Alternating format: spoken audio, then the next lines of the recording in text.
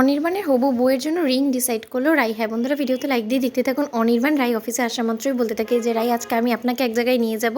তখন রাই বলতে থাকে স্যার কোথায়? তখন অনির্বাণ বলতে থাকে আজকে আমি আমার হবু বউয়ের জন্য একটা রিং কিনবো, আর সেই রিংটা আপনি আমাকে বাছাই করে দিবেন, একদম ওইটা কিন্তু যাতে স্পেশাল হয় সেটাই আপনি খেয়াল রাখবেন, মাথায় রাখবেন। তখন রাই বলতে থাকে যে স্যার আপনার হবু বউ কই? আপনি কখনো তো আমাকে বলেননি যে আপনার বিয়ে ঠিক হয়ে গিয়েছে বা আপনার জন্য বউ দেখা হয়েছে। তখন অনির্বাণ বলতে থাকে যে আসলে আমি বলিনি, এটা একটু সিক্রেট রেখেছি, আমি চাইনি যে প্রথমে ফ্ল্যাশ হোক আর এটাতে কোনো রকম কোনো ঝামেলা পাকুক, তার জন্য আমি আসলে আপনাকে কোনোটা খুলে বলিনি, আপনি হয়তো বা রাগ করবেন না। তখন রাই বলতে থাকে যে না স্যার, আমি রাগ করার কে বলুন তো।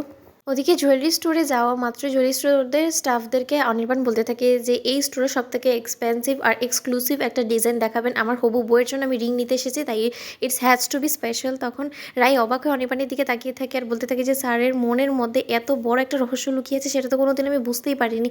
আগে যদি জানতাম হয়তো বা স্যারের প্রতি আমার এই দুর্বলতা আর তৈরি হতো না, কিন্তু আমিও বা কী ভাবছি, কোথায় আমি আর কোথায় স্যার, আমাদের মধ্যে আকাশ পাতাল তফাৎ, আমাদের মধ্যে কোনো রকম কোনো মেল হওয়া কি সাজে? আর আমি কি বেশি বেশি ভেবে ফেলেছিলাম, আমি হয়তো বা মনে করেছিলাম যে স্যার হয়তো বা কোনো না কোনো প্রান্তে অন্তত আমাকে হয়তো বা কিছু হলেও ভালোবাসে, কিন্তু এখন তো দেখছি যে না, স্যার আগে থেকেই নিজের একটা হবু বউ ঠিক করে ফেলেছে, আর আমি শুধু শুধু অযথা স্যারকে নিয়ে এত ভাবছিলাম। ধুর।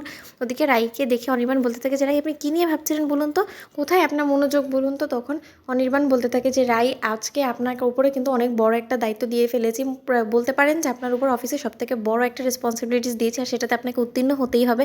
আফটার অল আর যাই হোক না কেন, আমার উড বি ওয়াইফের জন্য কিন্তু আপনি এখানে রিং সিলেক্ট করতে এসেছেন, তাই it has to be special, আর সবথেকে স্পেশাল রিংটি আপনাকে বাছাই করতে হবে। ওদিকে স্টাফরা বলতে থাকে যে স্যার রিংয়ের আর মাপটা ঠিক কার হবে? তখন অনির্বাণ রায়ের হাত ধরে বলতে থাকে যে ওনার ফিঙ্গারের মতনই দেখতে কিছুটা।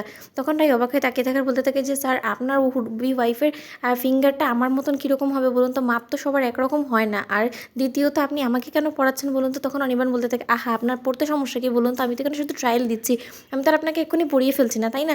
তখন অনির্বাণ মনে মনে মুচকি হাসি দিয়ে বলতে থাকে যে রাই, আমার যে মনের মানুষটা সেটা আর কেউ না, সেটা তুমি, তাই তোমাকে দিয়ে আমি পড়িয়ে শুরুটা করলাম। আমি জানি হয়তো বা যে তোমার এখন অনেকটা খারাপ লাগছে, তুমি হয়তো বা আমাকেই ভুল বুঝবে যে আমি হয়তো বা তোমাকে এই মিথ্যের জালে এতদিন ধরে তোমাকে বারবার করে মিথ্যে বলে গিয়েছি, তোমাকে সত্যটা বলিনি, তোমার কাছ থেকে সত্যটা লুকিয়ে গিয়েছি, কিন্তু আমি জানি যখন তুমি আসল সত্যটা জানতে পারবে তখন তোমার এই ভুল ধারণাটা আমার প্রতি ভেঙে যাবে।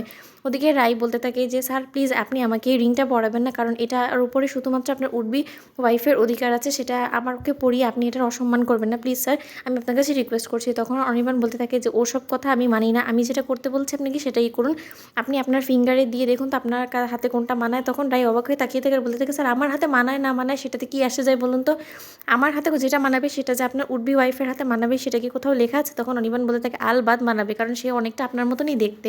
অবাক হয়ে যায় রাই। হ্যাঁ বন্ধুরা, ভিডিওটি ভালো লেগে থাকলে লাইক কমেন্ট শেয়ার করে সাবস্ক্রাইব করতে ভুলো না।